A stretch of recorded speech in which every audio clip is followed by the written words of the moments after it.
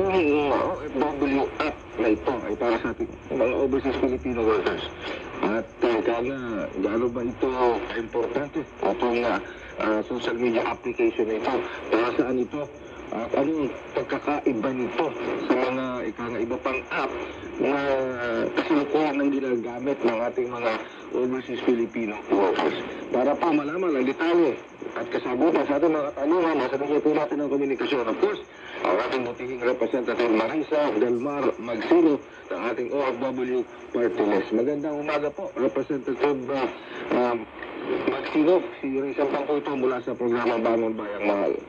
Ay, hello. Magandang umaga, kapatid Ray Sampang, of course. Hello po sa lahat ng nanonood at nakikinig sa Bangon Bayang Mahal. Maraming salamat po sa oras na ibibigay sa OFW Party List, sa lahat po ng OFW sa buong mundo, sa lahat po ng Pilipino. Magandang umaga po. Representative